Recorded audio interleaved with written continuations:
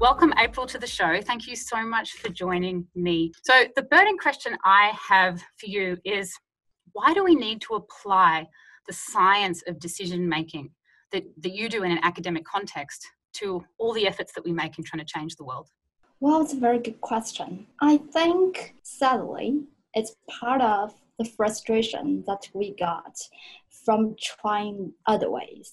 I think people tried the information approach, which is based on the assumption that people are not doing the right things because they're not well educated enough.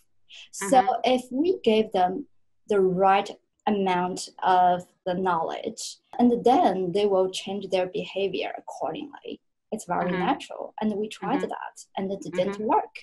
And another approach is to provide economic incentives for people to do stuff. And as we know, it doesn't work too.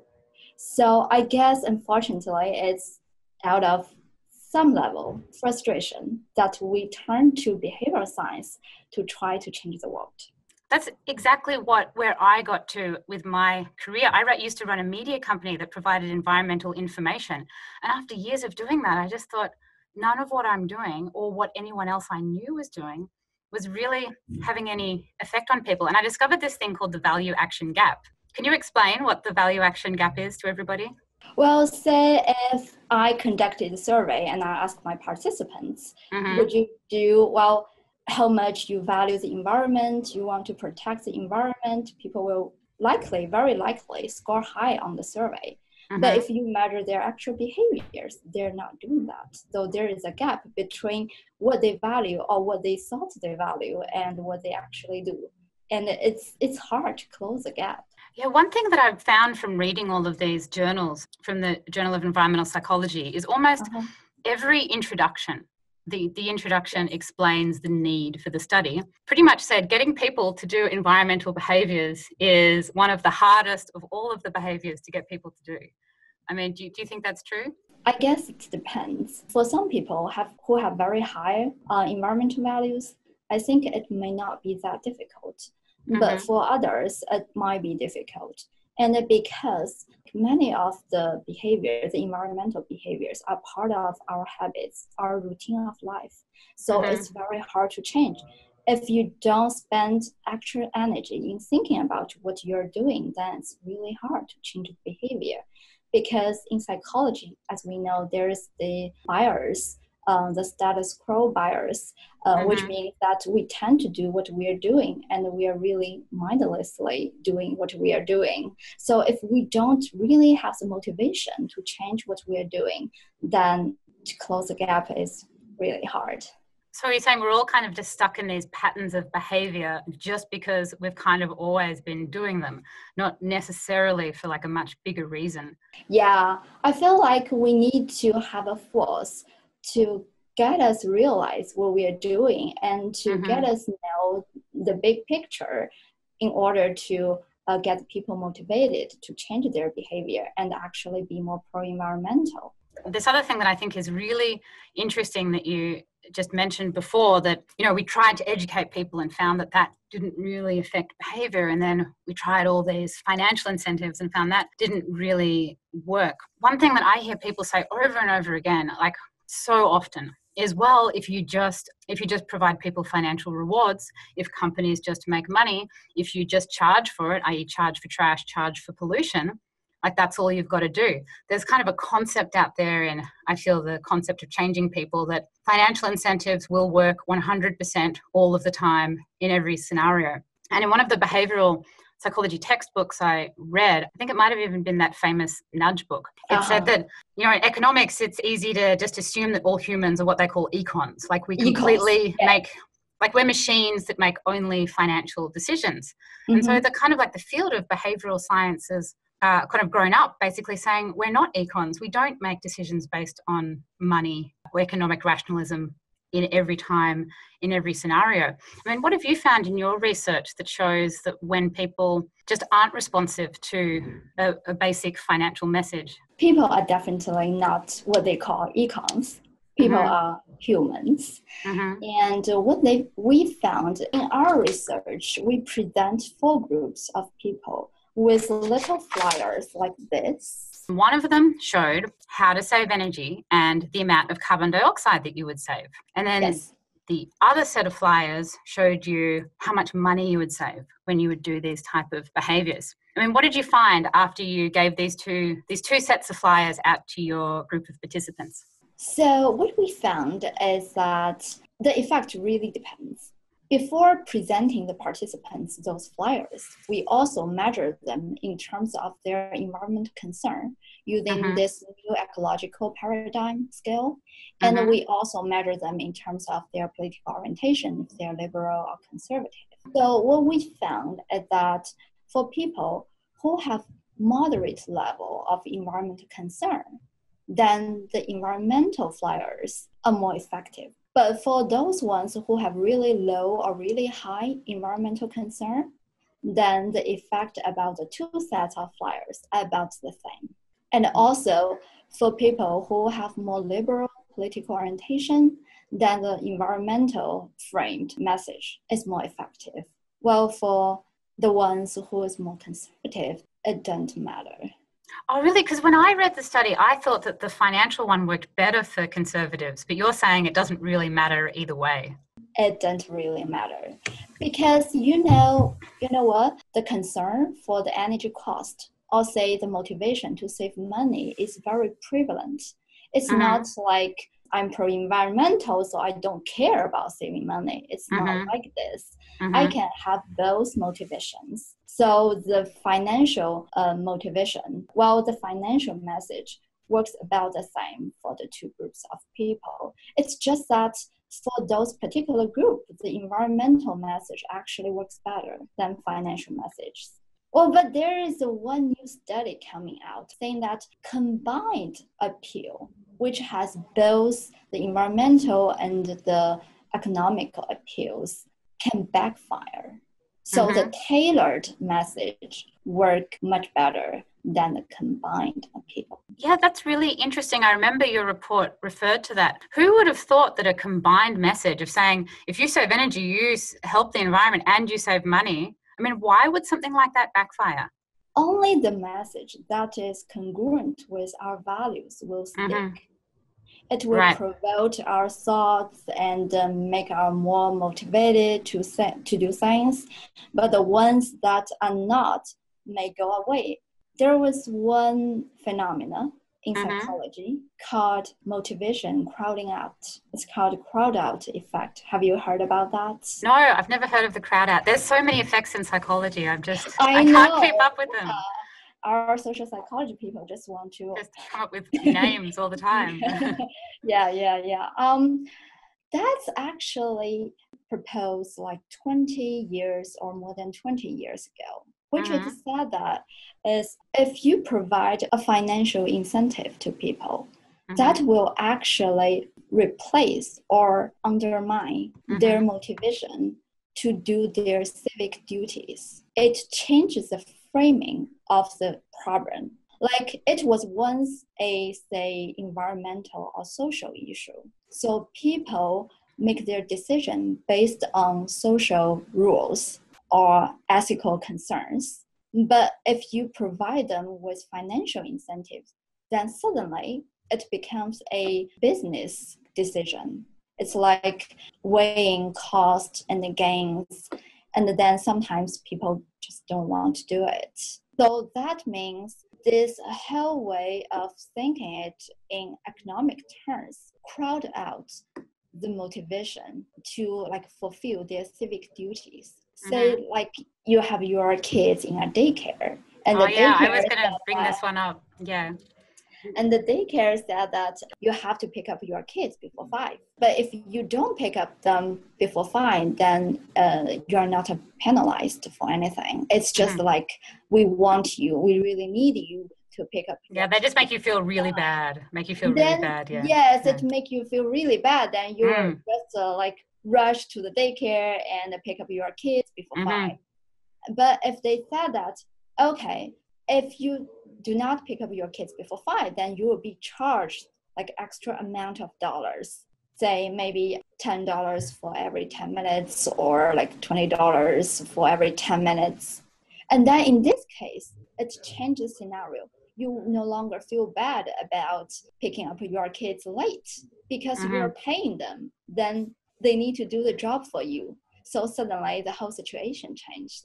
Right. So the money, the financial incentive crowds out the intrinsic ethical motivation that you have. Yes, exactly. So in that way, I mean, this is why I was so interested to talk to you about this, because we might think that these financial incentives are innocuous things to offer people, but they could actually make our whole campaign that we're working on worse. Like we could actually make our situation go backwards if we implement the financial incentive wrong.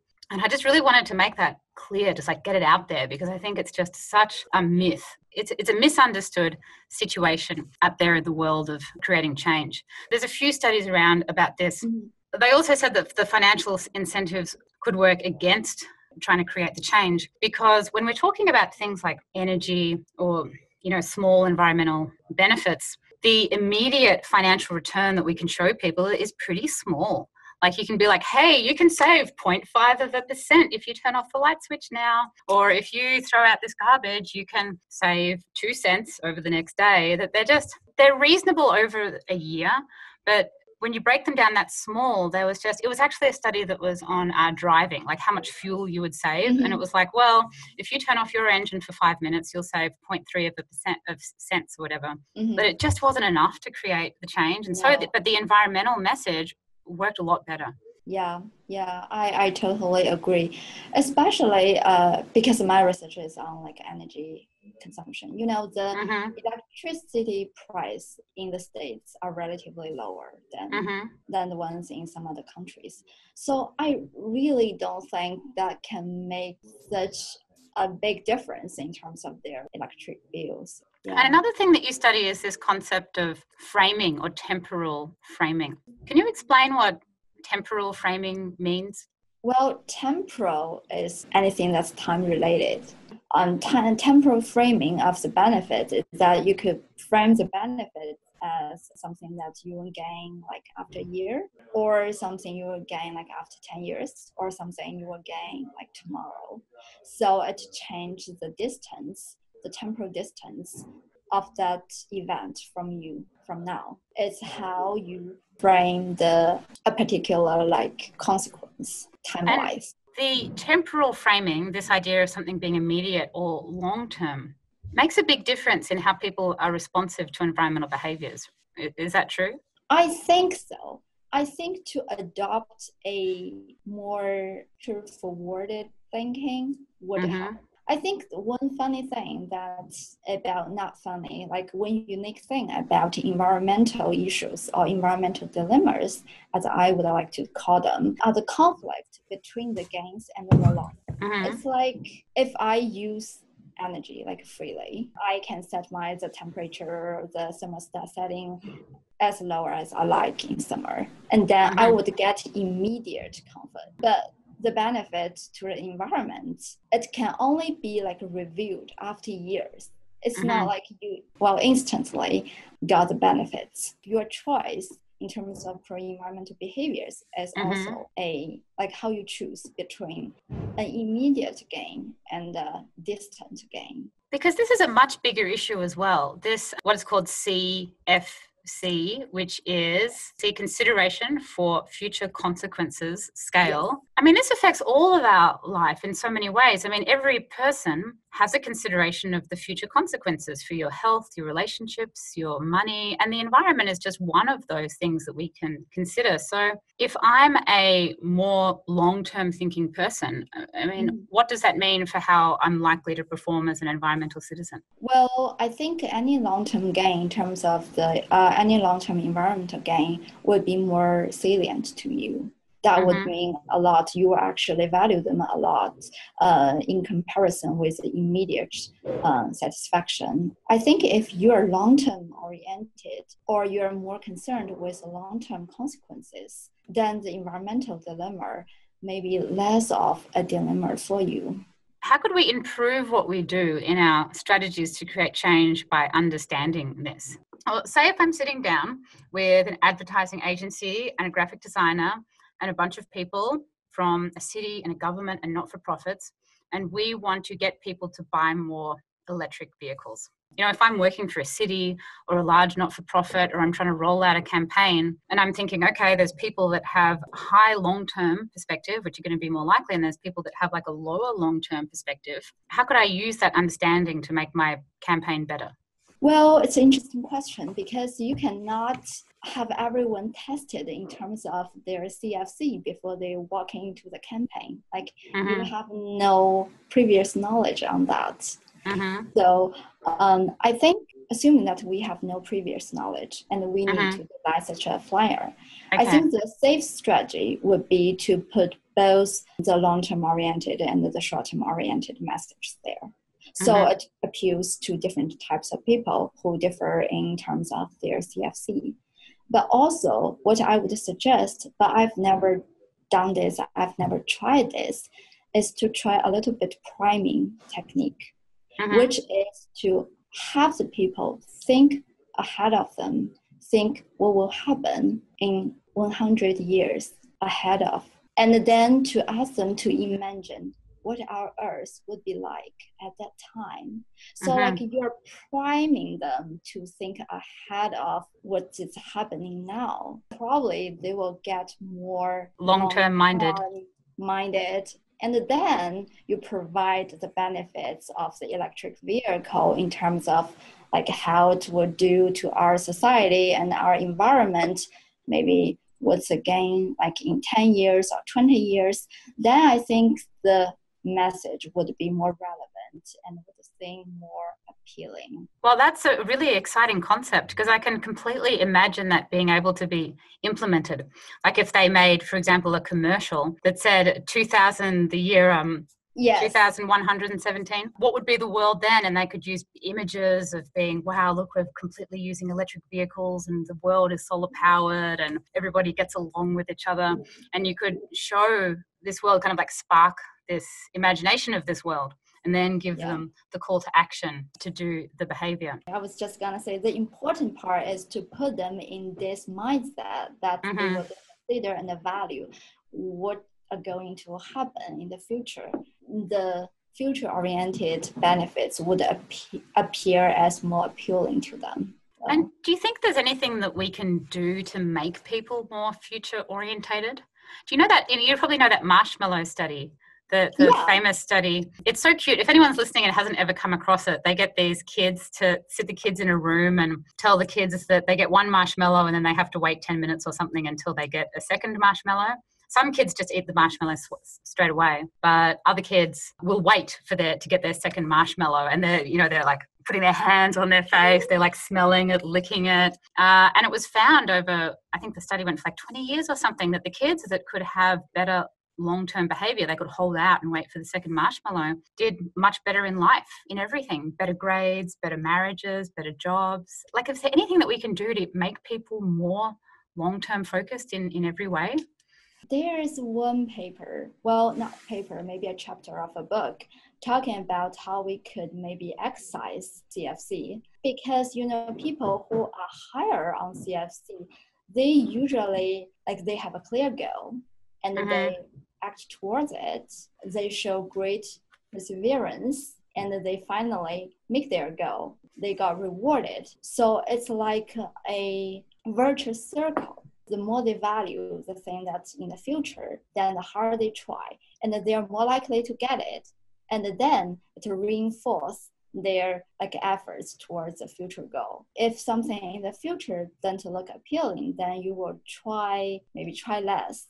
And then it's less likely that you will get it. It's a vicious circle. Then you will never get good at and then getting the goal. It's interesting that you say that we can exercise this, like as if we go to the gym, right? We can exercise our thinking, or maybe we can exercise it. It hasn't been really validated, but researchers are making the assumption, not making the assumption, but they are deducting, and then it's likely to happen.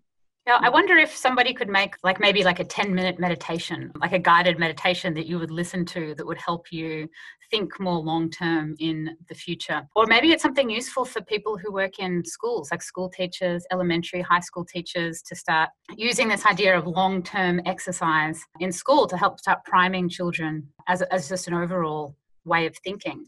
Because it's not really done. I don't remember anyone ever giving me a long-term thinking exercise to tell me that I should think this way. I think you should start on that. That sounds interesting and very exciting to me.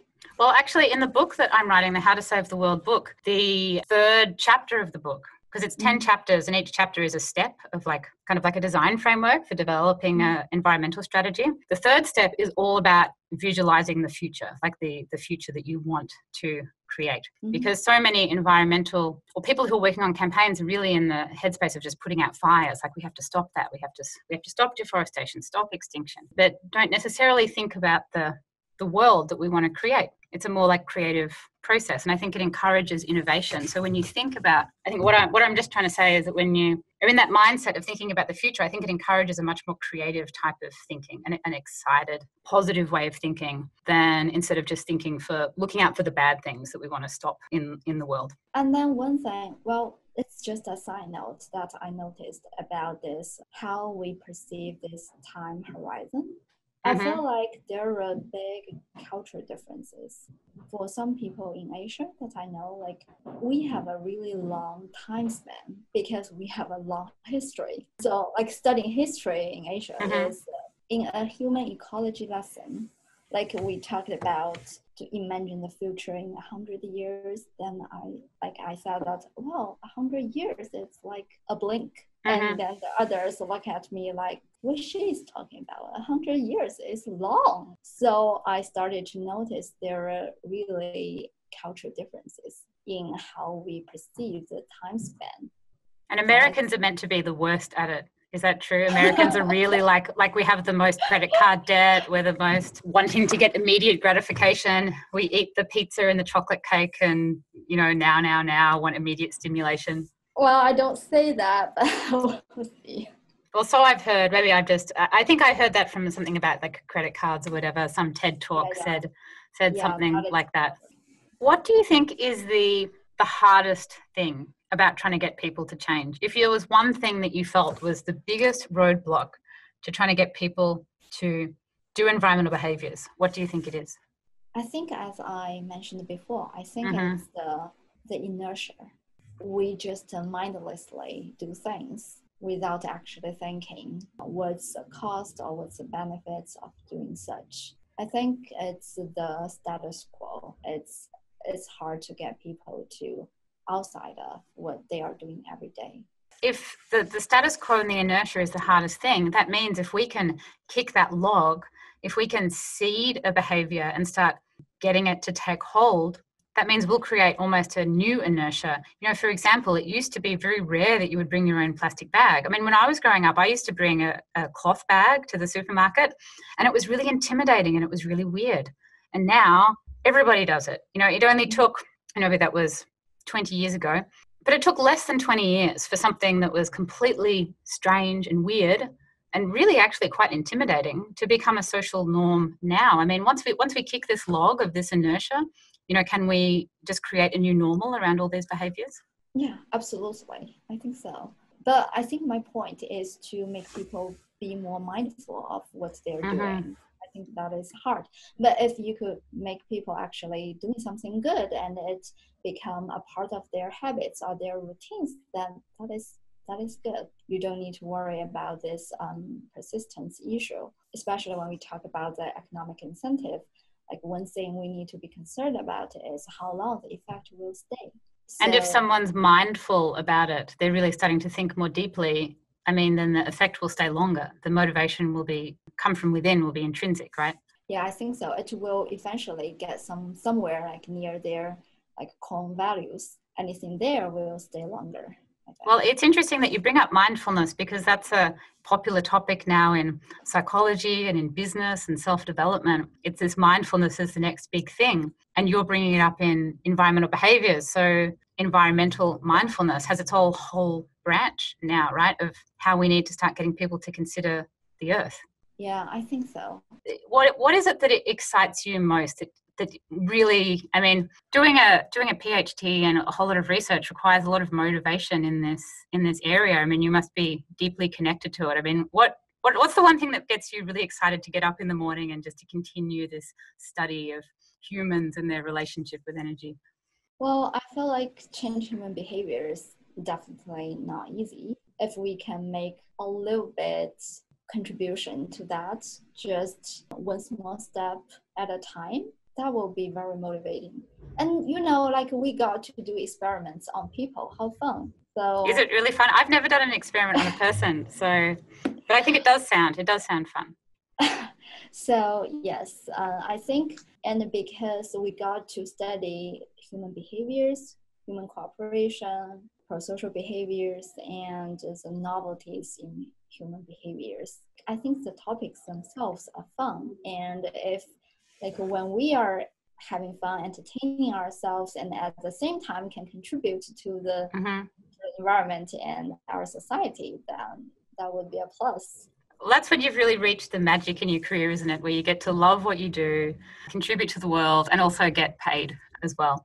Just to wrap up, we were just talking before about, the world thinking long term in 100 years. Where do you see your field of research and the benefit that it's done in 100 years? When was psychology as a science born? Not very long ago, I don't think. It was born in 1879, if remembered correctly. So it's about 140 years ago. And the people are still studying self-consciousness, I think, at that time. It has been a long way. At that time, classical economics was mainstream. And then now Daniel Kahneman and Richard Thaler won Nobel Prizes for behavioral economics. So our field has really been developing a lot.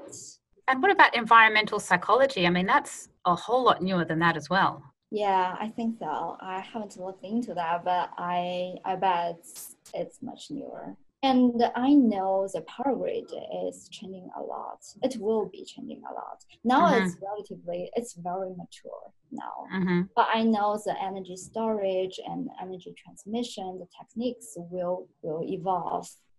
Really a lot. It's really hard to predict what type of energy system we are going to have in 100 years and what type of new relationships the utility companies are going to have with the consumers, or if there's actually a concept as consumers, maybe we're not consumers, with the distributed generation. And I think the field is going to change so much. But I think the study on human behaviors will still continue. It's just the type of questions and the paradigm we are studying in may be different, but the study will still go on.